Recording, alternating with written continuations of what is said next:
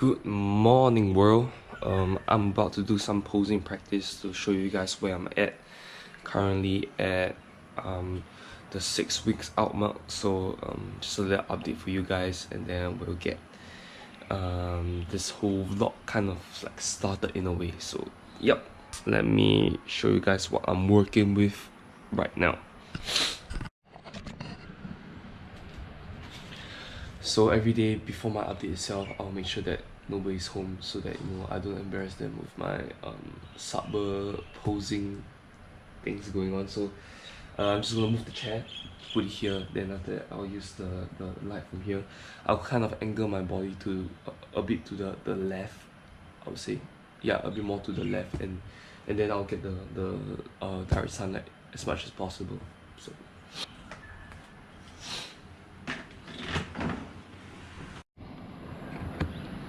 okay, I got it all set up here, so I'm right inside.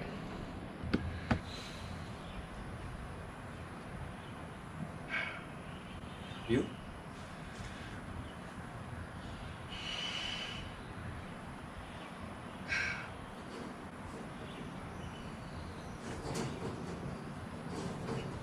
Oh, gee.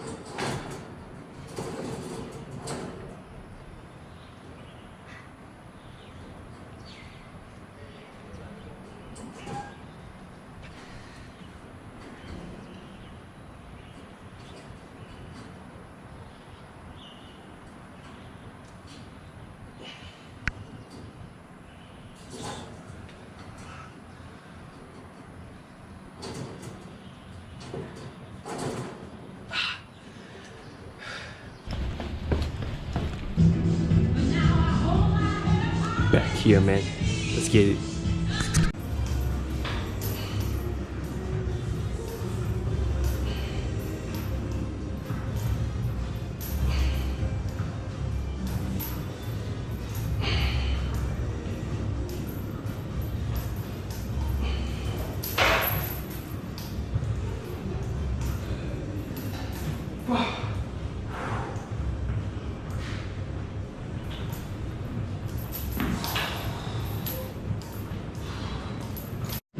So right now, I'm just doing some cardio right here. Normally I'll do around 400 calories, which is taking me about an hour. So after an hour, then I will just rest, then go home and eat breakfast. Then I'll do some work, and I'll head back in here around 4 to 6 o'clock. So I'll get in another 1 hour workout then. So I just split the session up to like 2 hours of work, which is 1 hour, which is this cardio work, and some of the just like pulling back motions, which is my main emphasis for the day. So typically it will be 3 exercises and 1 of these like cardio workout sessions in the AM. Then in the PM, I'll do a pull, which is the horizontal movements itself, and then end the day. So today is the last day before my deload. So I'm just looking forward for it, man. Yeah, let's get it. So that was one hell of a fasted session, man. Not considering the fact that I had BCAA. So these fasted sessions are actually not that bad, Like I didn't expect them to be like, wow, like it's insane, man. I can't do this shit, man. But it's fine, I kind of like these sessions, it kind of gets me focused, and extends the hunger time in a way so that I don't have to be so hungry. By the time I get home, I'm still like feeling a bit full from the workout itself, because I got fueled by thirst and hunger for the workout itself.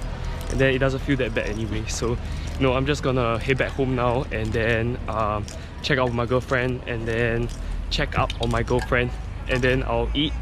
And then after that, I still have some stuff to do. But I will update you guys about how training has went, and then write out a whole schematic for you guys, and then how I plan to do these videos out, so that you guys have a clear structure of what you guys want to watch, or if you don't want to watch it, I'm fine too, so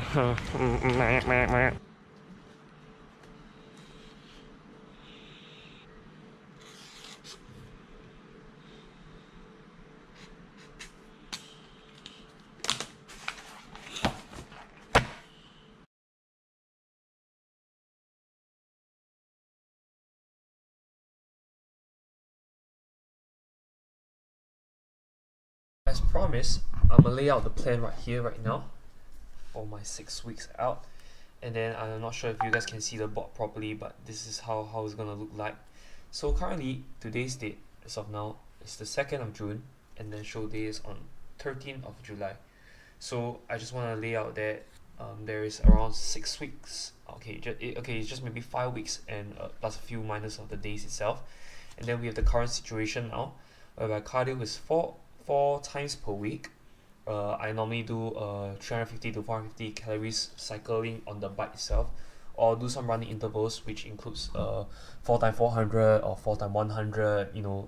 I'll just vary across that. Kind of what I want to do itself. So now, current macros now are 220 carbohydrates, 40 fat, and 180 grams of protein. Refeeds will be 200 to 350 calories depending on the leg session. Depending on the session itself. So maybe if I see that the session is like, let's say it's a back day and it falls on the refeed, maybe I'll refeed a little bit smaller. But if it's a leg day, I'll refeed a bit higher because as you guys know, I'm doing a double session thing. So maybe leg day, I'll do legs day first, then after that I will do like the running intervals after that. So it'll be twice a week. So I'll lay this is the current situation now.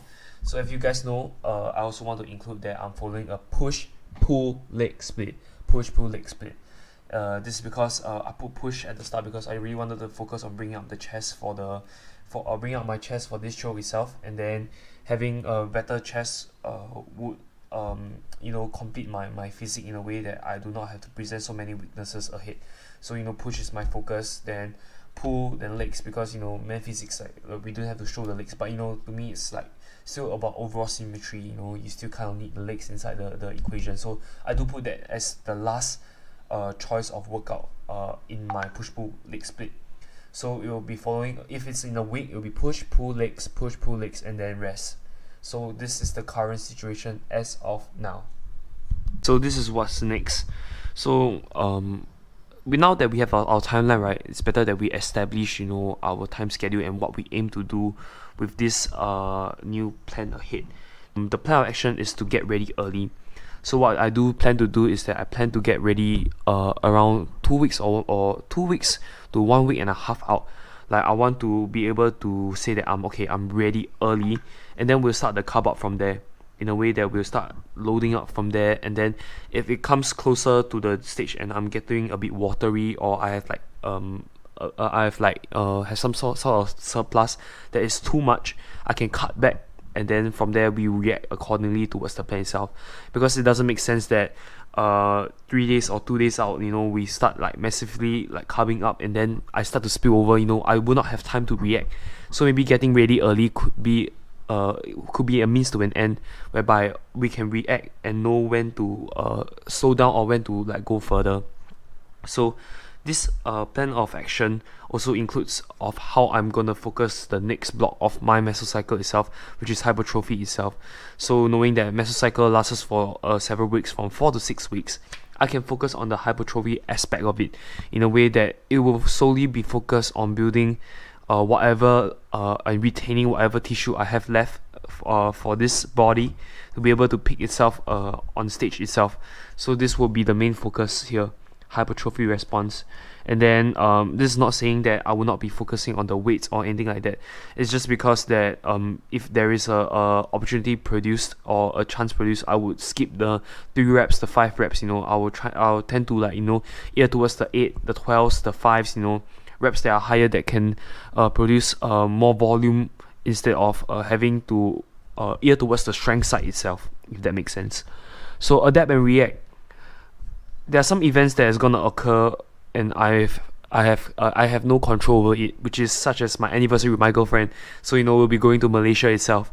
So then again, that is something that I have to be able to react towards it. I cannot just because of a show that I'm prepping, I have to I'm not gonna go, because our anniversary can just be called back, or I don't want to have that reaction from her, because it's important that we have that mutual understanding that when it comes to time to have fun, we have fun, and when it's not, when it's time to put in the work, I can put in more work, so that we'll enjoy a little bit in the mid-season itself.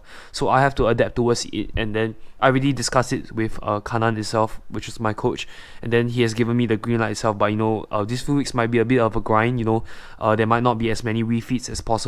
So that we can react towards that situation whereby I can just track loosely on that day and not having to worry about like, hey, you know what, I'm just gonna, refeed on the day, just do everything normal, like it doesn't work like that, so when you gotta work hard, you gotta work hard. So yeah, so the interaction is something that I want to talk about, because interaction to me is very important.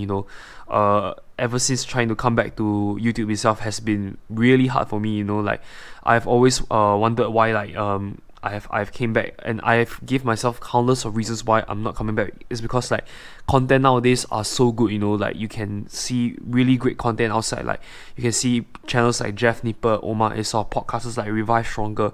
You get so much great interactions from there, and you can get to learn so much more things from there itself. But then some of my good pals, did tell me that, it's how we communicate information around that gets people. We cannot just assume that, hey, like someone gets the way Jeff Nipper explains it, or someone gets how Revive Stronger gets it. It's because of the way we communicate science, in a way that we have that interaction with our fellow people who are trying to learn and who are trying to make this like some sort of lifestyle in a way. So this interaction with YouTube and with the social media itself is very important for me, and I'm gonna put it as a priority for this 6 weeks out. And in the end, I'm trying to put as much content as possible, and so that I can have some sort of like interaction with people, and then find out what else I can do more for the community. So yes, and that will be the game plan and plan of action. Okay, so for the next point, well, we're talking about the strategies for training itself. So I just want to point out that the strategies for training can be a bit different from other normal preps itself, but this is my kind of strategy for it. So the first point brings to, if you are not there, you are not. So I'm talking about, like, if let's say you are let's say a 20% body fat male who is looking to compete in 6 weeks out, and what I can tell you is that no matter what kind of training that you can do, or whatever kind of like weird strategies you have for training itself, unless you are on drugs, if you are not there, you are not. Like I'm telling that if you want to step on stage looking like you just ate a buffet, hell yeah, you can do that. But I mean, if you are not there, you are just not. So whatever you do towards the later end cannot help yourself. So then again, I did touch upon the theory that, hey, I just want to get ready early. So by early, it will mean by increasing calories towards the end to fill up the glycogen needs, and also to push on the extra volume. Because as you guys know, I'm on this progressive overload scheme, which means that towards the end of the training, volume is gonna be insane. So by picking the training like this, I get to have the maximum amount of potential to replete my glycogen towards the end, whereby training is the highest, recovery can be the highest because of food, and then it will put me at a very good place to, in a way, peak for the competition itself. So the strategies for training also include that towards the peak week itself, how am I going to lose more fat? So it comes down to very simple, which is the calorie constraint hypothesis, whereby if you are to tip lower than the caloric balance that you need for every day, you are bound to lose weight. And this is why tracking is so good. Like you get to track all your macros itself, then you kind of know where your body stands in this place itself, so you know when to decrease variables or when to increase variables here. So that gives a very complete kind of structured explanation of how to lose weight. So it comes down to increasing the cardio, decreasing the food, increasing the NEAT activities, which is like the walking and the steps and stuff like that. So because of how I was training this prep, I just want to mention that the training I have been going on is a very high volume training. So it will mean that on the push day, which is there are 2 push days, 2 pull days, and 2 leg days. But the first push day will be a chest emphasis day, and then it will be also have like a cardio session inside. But then the other push day, as you guys can see, is a shoulder emphasis day.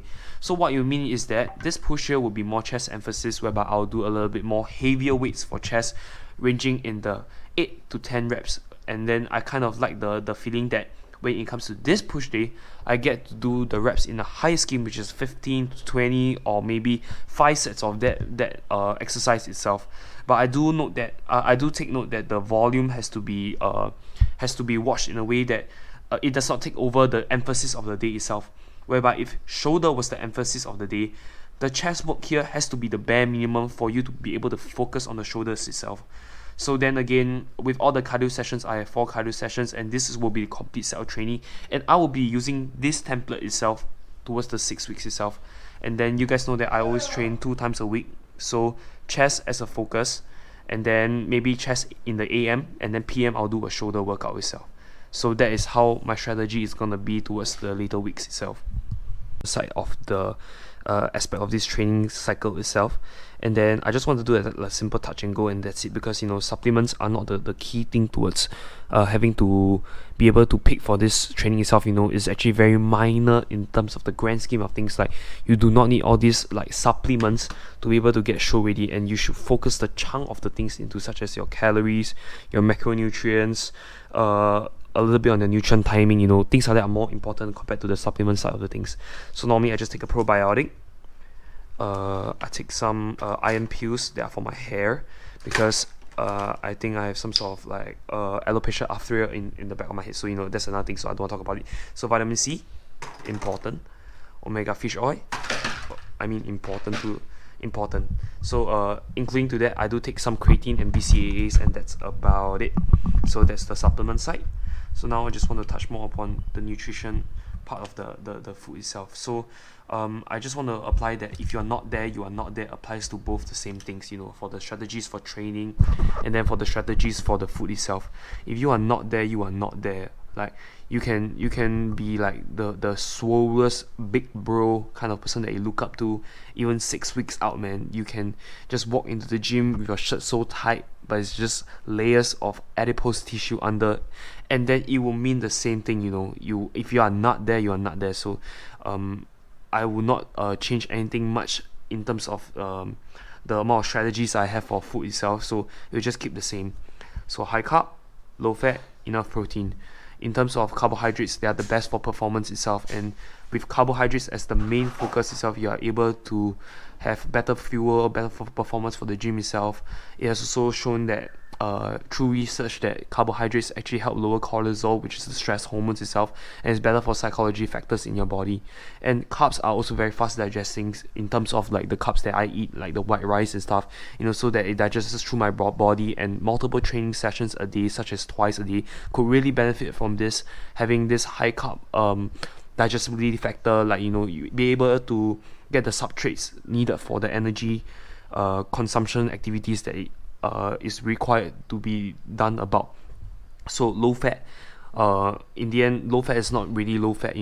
I still take in a minimum amount of fats that will require me to maintain my testosterone production, so that I do not go too hormonally deficient. And then everything else through the fats itself can be through egg yolks, peanut butter, such as virgin olive oil. I just like consume these healthy fats, just for the sake of like the micronutrients that they provide, and also the satiety effects that it has itself. So now I just want to touch upon protein. I do not go really heavy on protein itself.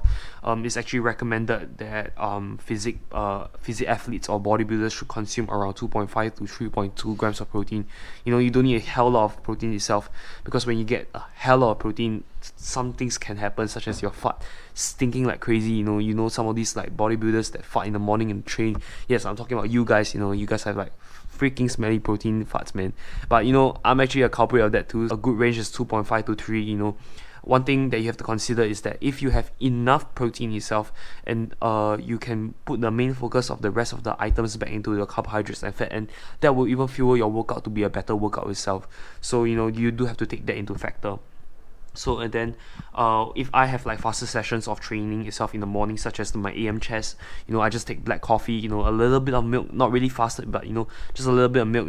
I'm still at the state whereby I do not have enough amino acids in my body to be able to have that production value that I need from the session itself. So I will have to straight away come back, replenish whatever substrates that I need, so that I can fuel the session for later on, and also to and so that I can prevent the catabolic state that I was in for the previous training itself. So then I also make sure that I have like 6 meals around in the day, So these meals will be spaced about like, you know, from 2 hours to 3 hours apart, and I'll just make sure that I'm eating. One, it helps me keep my satiety levels in check and my hunger level in check, so that I know that, oh, okay, I'm gonna eat soon again, so you know I won't feel so hungry in a way if I eat like the whole full meal itself on the spot itself. So that will help. You know, I will show you guys my meals next time, you know, so you guys can have a better idea of like what I'm eating itself. So then and also, you know, I'm trying to maximize the muscle protein synthesis that I can have through each meal. Although it is not important that you focus on this point to be able to lose weight or to be able to have muscle protein synthesis, but if you are looking to maximize whatever you have left, it's important that you have like multiple meals. You know, like because of science, you know, like we kind of like have said, oh yeah, it's not important to like do it. But if you want that, you know, like minor like 5 to 10% of like that muscle protein synthesis, I think it's important that you prioritize this itself. So yeah, that is what I'm gonna focus itself. And then my carbohydrates tend to have like filled with fiber and stuff. Like, you know, I eat like a lot of vegetables. Like there was one time I recorded, I think 6 to 8 servings of vegetables a day. You know, with my second meal of rice and chicken, I always put vegetables inside, you know, so that it will tide me over towards the end itself. Then towards the end of the meals, you know, like at the end of the day, I'll have like a higher fat meal, so that before I go and sleep, you know, the fat kind of slows down the digestion of the food, and then I'll have like, you know, nutrients like slowly coming into my body like every like hour when I sleep, you know. So, you know, I keep that catabolic state as far away as possible. So guys, this is the plan right now, and then I think we have a really solid plan right here, and we can do this together, man. Shock. I hope that you guys enjoy this slight briefing that I had with you guys about the plate, man, and I will check in with you guys very soon, my man.